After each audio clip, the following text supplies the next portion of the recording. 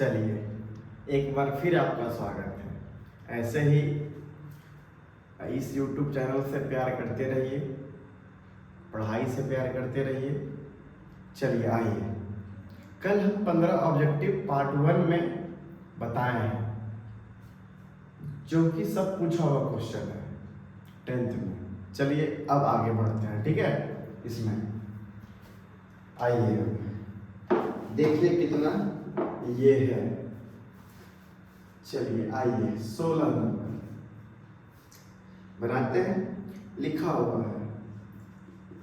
हुआ है ऑक्सीजन परमाणु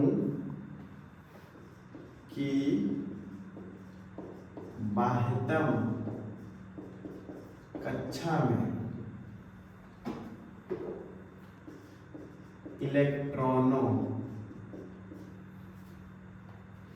की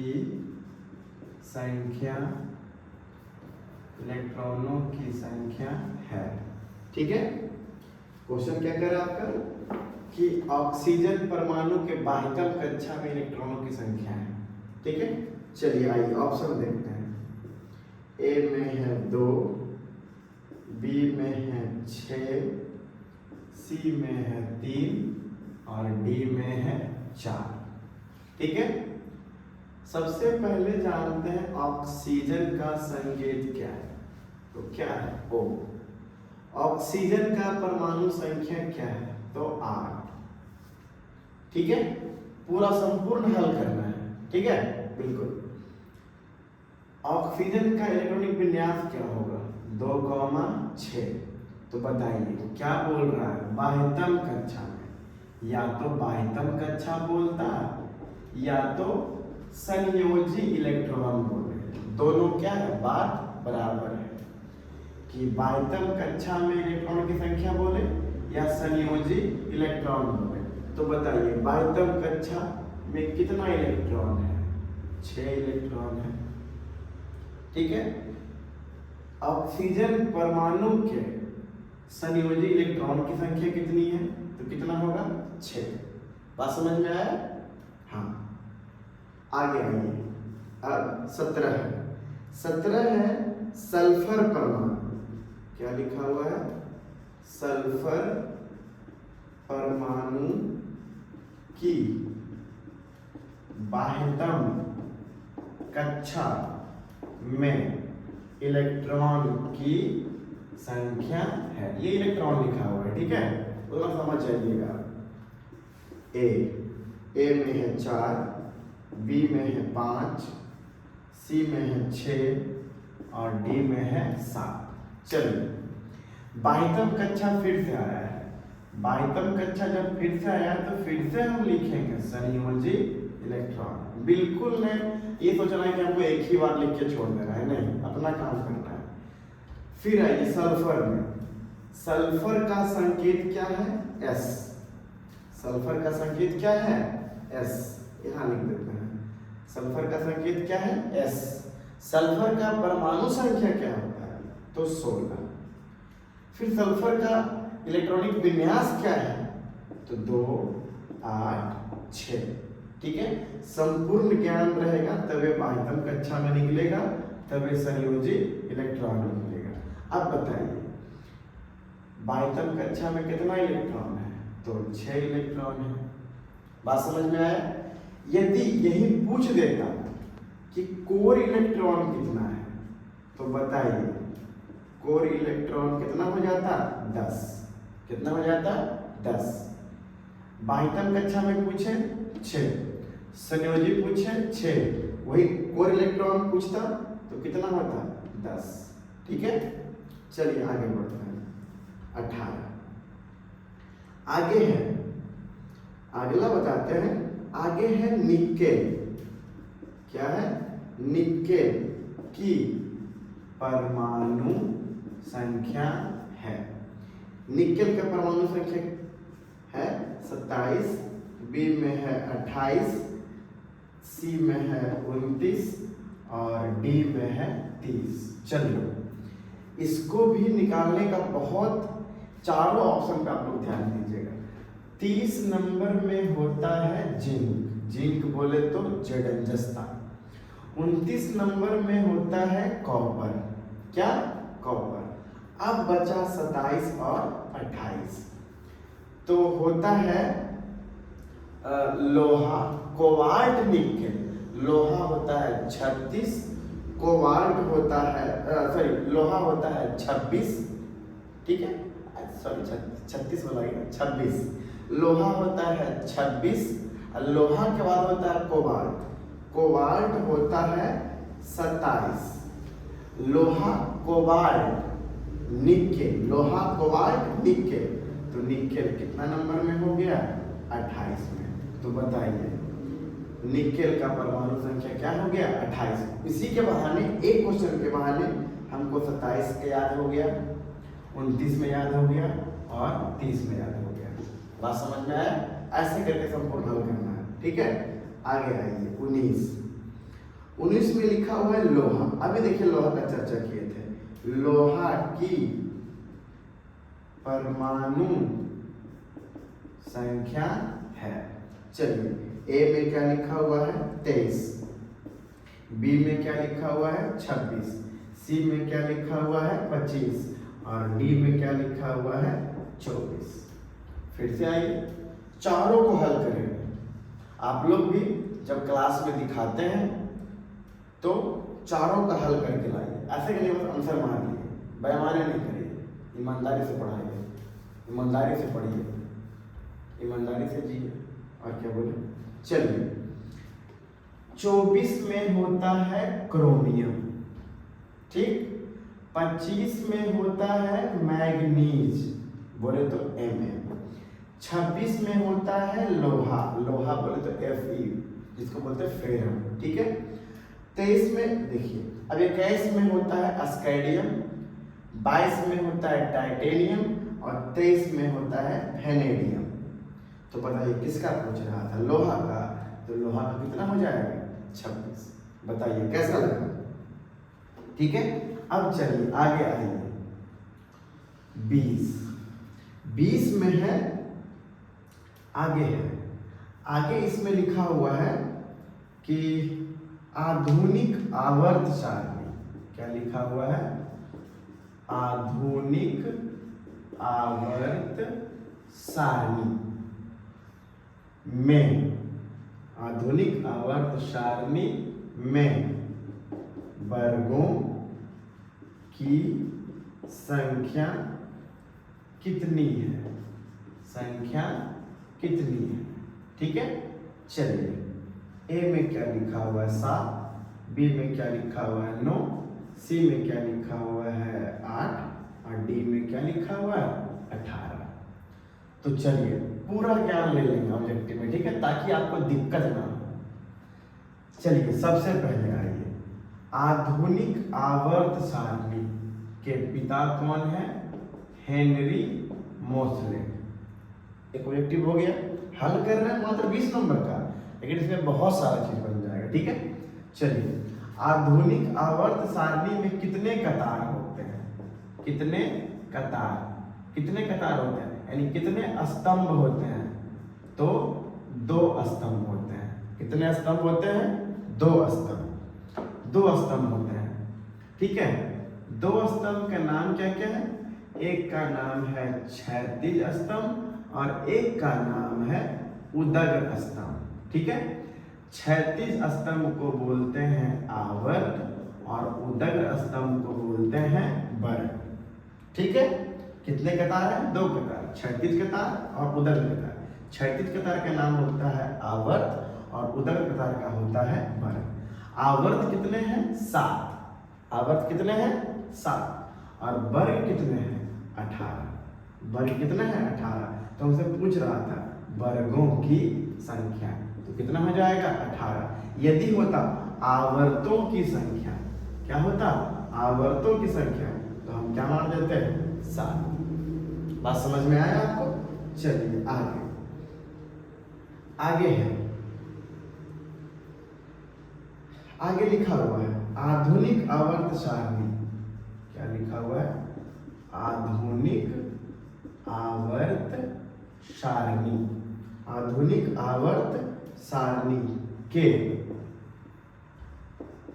उदग्र स्तंभ कहलाते हैं। फर्स्ट में लिखा हुआ है आवर्त, सेकंड में है वर्ग, सी में है अपरूप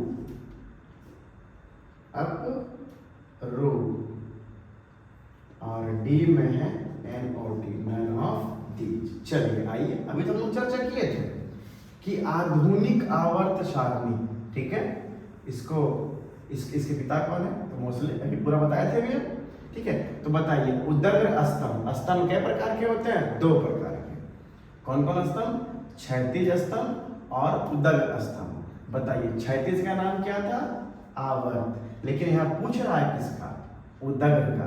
बताइए उदग्र को क्या कहते हैं, वर्ग। उदग्र को क्या कहते हैं, वर्ग। यदि एक क्वेश्चन और बना सकते हैं हम लोग कि आधुनिक आवर्त सारणी के क्षैतिज स्तंभ कहलाता है। बताइए क्या कहला जाएगा, आवर्त कहला जाएगा, ठीक है। यहाँ पर से 5-6 क्वेश्चन हो गया कि आधुनिक आवर्त सारणी के पिता कौन है, मोस्ले। एक क्वेश्चन और बना सकते हैं कि आधुनिक आवर्त सारणी का आधार क्या है। आधार क्या है, आप लोग जानते हैं, परमाणु संख्या, जिसको हम लोग क्या बोल सकते हैं, क्रमांक। क्या बोल सकते हैं, क्रमांक। यहाँ पर कितना ऑब्जेक्टिव हो गया कि आधुनिक आवर्त सारणी के पिता कौन है, मोस्ले। इनका आधार क्या है, परमाणु संख्या। इसमें कितने स्तंभ होते हैं, तो 2 स्तंभ होते हैं, क्षैतिज स्तंभ और उदग्र स्तंभ। क्षैतिज स्तंभ का नाम क्या है, आवर्त। उदग्र स्तंभ का नाम क्या है, वर्ग। वर्ग कितने हैं, तो 18। आवर्त कितने हैं, 7। ठीक है, इतना आप लोग क्या कर लीजिए, पहले नोट कर। आगे आते हैं 22 में। आगे है आवर्त सारणी। आवर्त सारणी के चतुर्थ एवं पंचम, चतुर्थ एवं पंचम, चतुर्थ एवं पंचम आवर्त कहलाते हैं, कहलाते हैं। चलिए चतुर्थ और पंचम आवर्त क्या कहलाते हैं, देखिए। पहला में लिखा हुआ है दीर्घ, दूसरा में लिखा हुआ है लघु, रघु नहीं लघु, तीसरा में लिखा हुआ है सामान्य और डी में लिखा हुआ है असामान्य। ये दोनों ऑप्शन फालतू। चलिए क्वेश्चन पढ़ते हैं। आवर्त सारणी चतुर्थ और पंचम आवर्त। सबसे पहले जानते हैं कि आवर्त अभी जाने थे कितना होता है, 7। कितना आवर्त होता है बाबू, तो 7। और सातों में कितना कितना तत्व होता है, हम बताए थे आपको जादुई संख्या 2, 8, 8, 18, 18, 32, 32। ठीक है, इसको देखिए बोलते हैं प्रथम आवर्त को बोलते हैं अति लघु आवर्त। प्रथम को बोलते हैं अति लघु आवर्त, द्वितीय और तृतीय को बोलते हैं लघु आवर्त। ठीक है, लघु आवर्त। चतुर्थ और पंचम को बोलते हैं क्या, दीर्घ आवर्त। और सप्तमी को बोलते हैं, शायद छठी बीच में शामिल होगा, और इसको बोलते हैं अधूरा आवर्त। क्या बोलते हैं, अधूरा। अब बताइए आपको क्या बोलना है, चतुर्थ और पंचम, चतुर्थ और पंचम। बोलिए पहला, दूसरा, तीसरा, चौथा और पांचवा, बोलिए क्या कहला जाएगा, दीर्घ आवर्त। क्या कहला जाएगा, दीर्घ आवर्त। आप चाहें तो इससे दो तीन क्वेश्चन और बना सकते हैं कि आवर्त सारणी के प्रथम आवर्त को क्या बोलते हैं, अति लघु। द्वितीय और तृतीय को क्या बोलते हैं, तो लघु। चतुर्थ और पंचम को क्या बोलते हैं, तो दीर्घ। और सप्तमी को क्या बोलते हैं, तो अधूरा। अब बात रहा छठी का, तो ये भी दीर्घ में ही आ जाता होगा, है ना। आता है, आता है, होगा नहीं, है, आता है। ठीक है, और सप्तमी किसमें चलाता है, अधूरा में। बात समझ में आया। ये आपका एक क्वेश्चन से सार हल हो गया कि प्रथम आवर्त क्या बोलते हैं, अति लघु, द्वितीय और तृतीय आवर्त क्या बोलते हैं, लघु, पंचम और चतुर्थ और पंचम क्या बोलते हैं, दीर्घ, और चतुर्थ पंचम और षष्ठी को क्या बोलते हैं, दीर्घ, और सप्तम को क्या बोलते हैं, अधूरा आवर्त। बोलिए पूरा हो गया कि नहीं? तो पूछ क्या रहा था, चतुर्थ और पंचम, बताइए क्या हो गया, दीर्घ। आ गया 23 में। अब लिखा हुआ है इसमें कि आवर्त सारणी, क्या लिखा हुआ है, आवर्त सारणी के प्रथम वर्ग के सदस्य कहलाते हैं। ठीक है, पहला ऑप्शन है अम्लीय धातु, अम्लीय धातु, बी में है अक्रिय गैस, सी में है क्षार धातु, और डी में है मिश्र धातु। देखिए पहली बात है कि आवर्त सारणी में वर्ग का बात किया है, तो वर्ग कै गो होता है, 18 का। वर्ग कै गो होता है, 18 गो। ठीक है, प्लस में ये बोल रहा है प्रथम आवर्त, सुनिए प्रथम वर्ग प्रथम वर्ग का चर्चा किए होंगे आपको, द्वितीय वर्ग का चर्चा होगा, वर्ग नंबर 17 का चर्चा होगा, और वर्ग नंबर 18 का चर्चा होगा। 18 में रखा गया है निष्क्रिय को, किसको रखा गया है, निष्क्रिय को।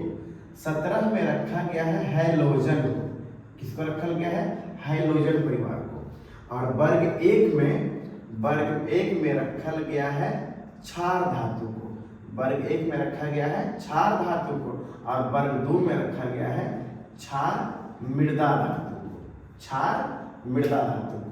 बताइए किसका पूछा है, प्रथम वर्ग का पूछा है, तो प्रथम वर्ग में कौन आएगा, प्रथम वर्ग में कौन आएगा, क्षार धातु, कौन आ जाएगा, क्षार धातु। यदि वर्ग दूसरा पूछता तो क्षारीय मृदा धातु, वर्ग 17 पूछता तो हाइलोजन परिवार, कौन परिवार, हाइलोजन परिवार। यदि वर्ग 18 पूछता या वर्ग 0 बोलता, उसमें क्या होता है, निष्क्रिय गैस। जैसे कि यहाँ अक्रिय गैस लिखा हुआ है ना, तो बताइए ये वर्ग कैमा में है, 18 में, इसी को 0 वर्ग में कहा जाता है।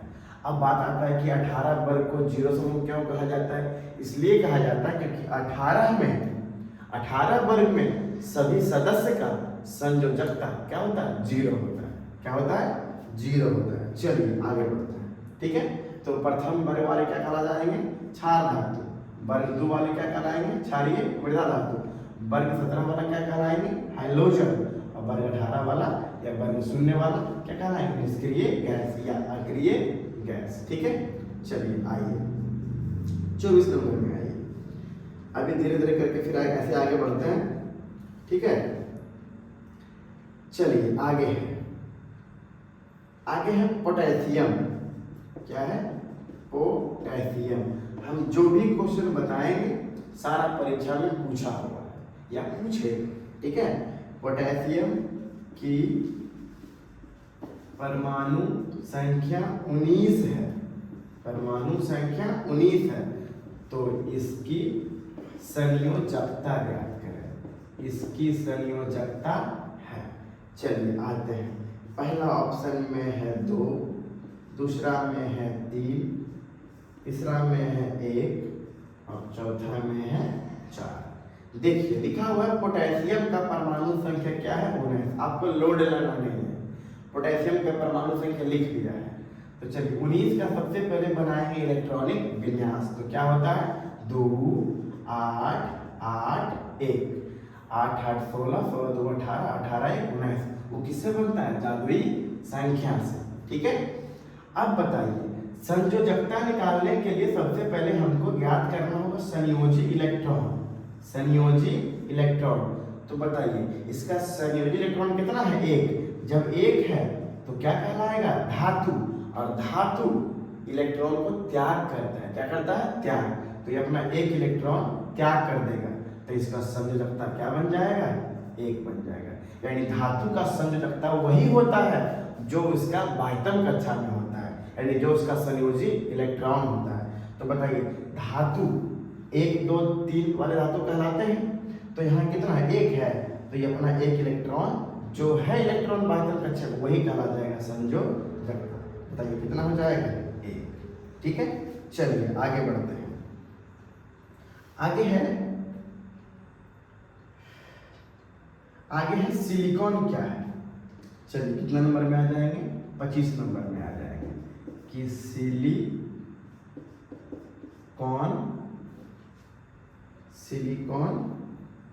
क्या है।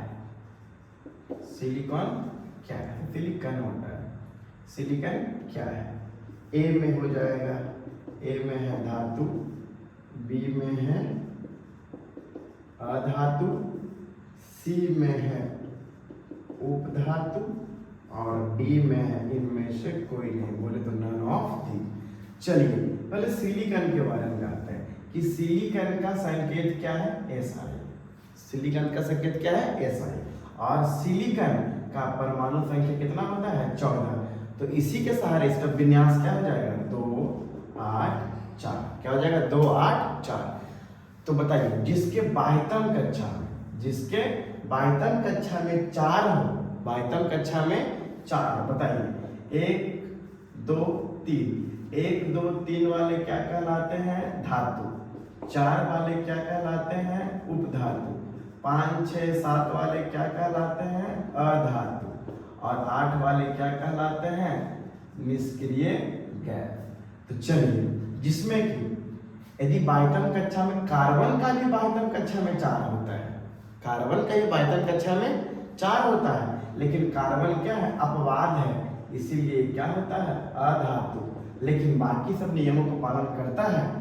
तो बताइए 4 वाला जिसके बाह्यतम कक्षा में 4 हो क्या कहला जाएगा, उपधातु। क्या कहला जाएगा, उपधातु। तो बताइए सिलिकॉन क्या है, सिलिकॉन क्या है, उपधातु। और कार्बन क्या है, अधातु। जबकि कार्बन के भी बाह्यतम कक्षा में कितना इलेक्ट्रॉन होता है, 4। ठीक है, ध्यान रखिएगा, लिख लीजिए अपना।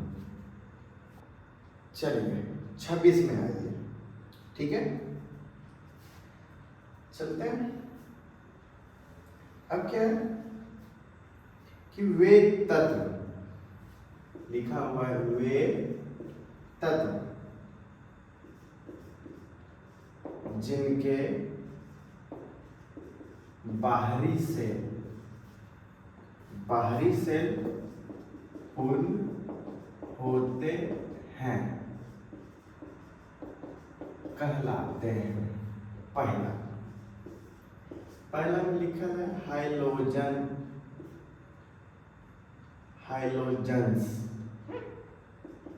हाइलोजन्स। बी में लिखा हुआ उत्कृष्ट। सी में लिखा हुआ है क्षारीय मृदा तत्व, बोले तो क्षारीय पार्थिव तत्व। डी में लिखा हुआ है संक्रमण तत्व। आइए लिखा हुआ है वे तत्व जिनके बाहरी सेल पूर्ण है। बाहरी सेल क्या है, पूर्ण है, यानी पूर्ण रूप से भरे हुए हैं। और जिनका भी बाहरी सेल पूर्ण रूप से भरा होता है वो होता है वर्ग 18 में। वर्ग 18 में बोले तो उत्कृष्ट गैस, बोले तो नोवेल गैस, बोले तो निष्क्रिय गैस। ठीक है, तो जिसका भी बाहरी सेल पूर्ण होता है उसको हम लोग क्या बोलते हैं, उत्कृष्ट गैस। ठीक है, अभी बताया था क्षारीय मृदा धातु, ये वर्ग कै में है, ये वर्ग 2 में है। अभी बताया था हाइलोजन्स, ये वर्ग कितना में है, वर्ग 17 में। संक्रमण तत्व होता है डी ब्लॉक में। कौन ब्लॉक में होता है, डी ब्लॉक में। ठीक है, तो इसमें जिसका भी बाहरी सेल परिपूर्ण होता है उसको हम लोग क्या बोलते हैं, नोबेल गैस, निष्क्रिय गैस, उत्कृष्ट गैस, इसी को बोल सकते हैं अक्रिय गैस। अब सोचिए कि बाहरी सेल पूर्ण होता कितना से है, तो 8 से। कितना होता है, 8 से। ठीक है, चलिए आगे 27 में आते हैं। अब आगे क्या है देखिए, दे ही दिया है, लिखा हुआ है आवर्त सारणी के वर्ग 17 के तत्व कहलाते हैं।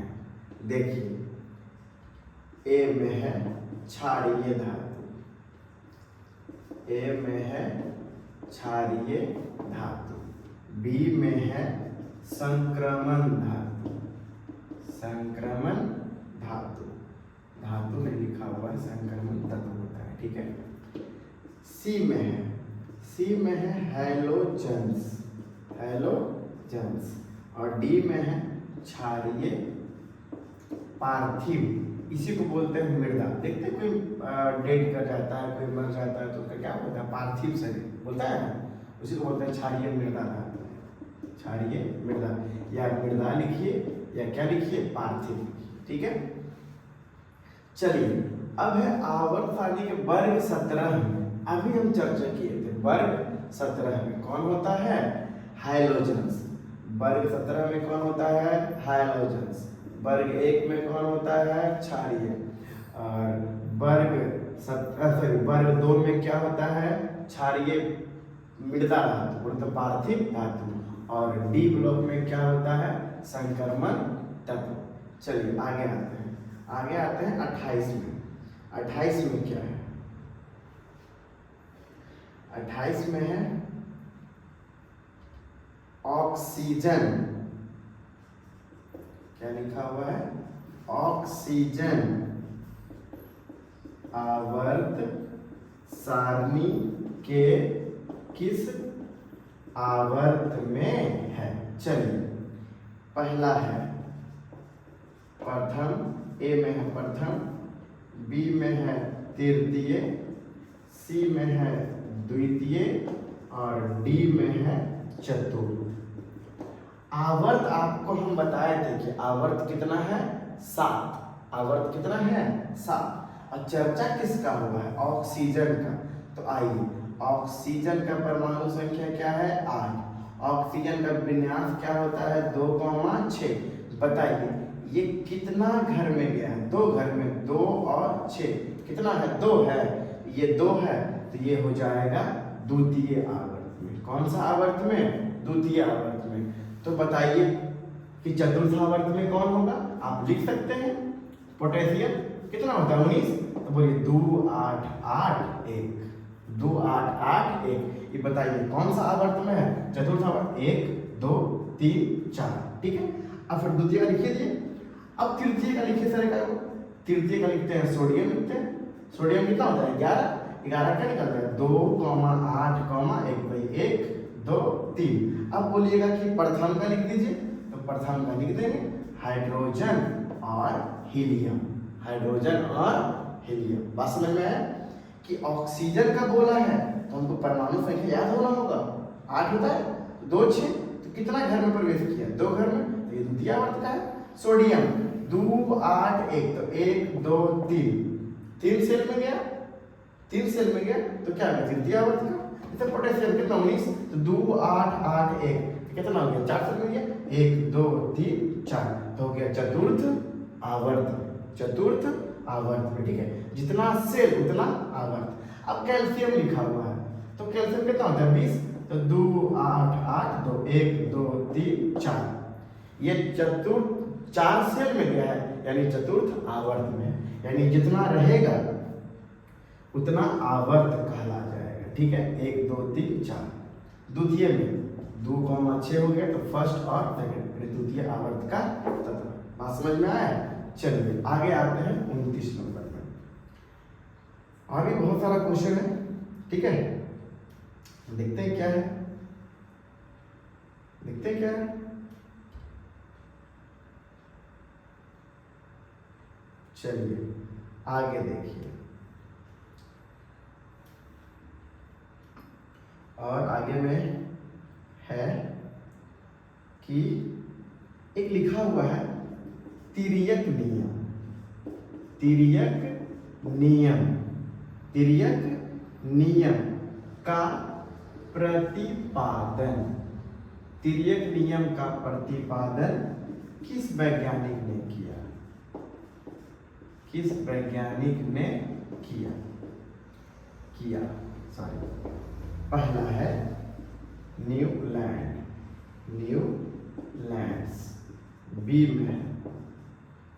बी में है रदरफोर्ड, सी में है डोवे राइनर और डी में है मोसले।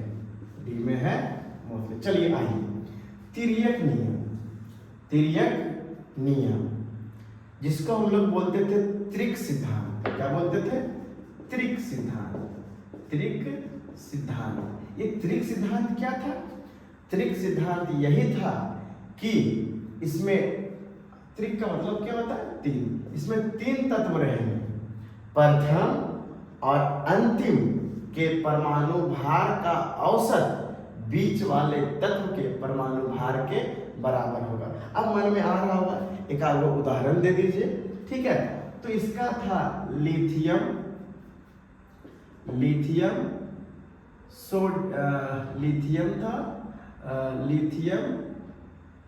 और क्या बोल सकते हैं? लिथियम यार ध्यान से निकल रहा है, क्या बोल सकते हैं इसको? त्रिक सिद्धांत में था लिथियम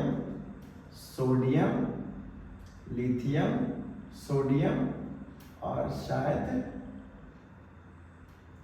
पोटेशियम। लिथियम सोडियम और पोटेशियम। हाँ, तो लिथियम का परमाणु भार होता है 7 और पोटेशियम का होता है कितना? 39। तो 39 और 7 कितना हो जाएगा? 39 और 7 हो जाएगा 46 और 46 का आधा कितना होता है? 23, जो कि इसके परमाणु भार के बराबर होता है। तिर्यक सिद्धांत क्या कहता है कि प्रथम तत्व और अंतिम तत्व के परमाणु भार का औसत बीच वाले तत्व के परमाणु भार के बराबर होता है। तो अब आता है कि त्रिक सिद्धांत दिए कौन, ये बताइए। तो कौन दिए थे? डोवे राइनर। अब बाकी बचा न्यूलैंड दिए थे अष्टक नियम। कौन नियम? अष्टक नियम। न्यूलैंड का अष्टक नियम था, जो था संगीत के स्वर पे सा रे गा मा पा धा नी सा, कि प्रथम तत्व जिस गुण से स्टार्ट होगा, 8वां तत्व भी वही गुण का होगा। ठीक है? अब आता है रदरफोर्ड। तो रदरफोर्ड परमाणु का खोज किए थे। और आता है मोसले। तो मोसले दिए थे आधुनिक आवर्त सारणी। ठीक है? चलिए एक बार फिर से हो जाए। तिर्यक नियम कौन दिए? डोवे राइनर। अष्टक नियम कौन दिए? तो न्यूलैंड। परमाणु का खोज कौन किए? तो रदरफोर्ड। आधुनिक आवर्त सारणी कौन दिए? तो मोसले। यहाँ तिर्यक नियम का बात चल रहा था, जिसको हम लोग बोलते थे त्रिक सिद्धांत। त्रिक सिद्धांत में कितने तत्व होते थे? 3 तत्व। इसका नियम क्या था कि प्रथम तत्व का परमाणु भार, अंतिम तत्व का परमाणु भार का औसत बीच वाले तत्व के परमाणु भार के बराबर होगा। ठीक है? चलिए आगे आइए। कै नंबर में? 30 नंबर। एक क्वेश्चन और हो जाए। चलिए फटाफट निपटा देते हैं। ठीक है? आगे लिखल है, चलिए देखिए क्या है। एक क्वेश्चन और जल्दी से लिया जाए। ठीक है? आप लोग जो भी लोग देख रहे हैं वीडियो को या देखेंगे वीडियो को, वो सब लोग पूरा कर दीजिएगा। ठीक है? लिखा हुआ है लिथियम सोडियम और पोटेशियम के बाह्यतम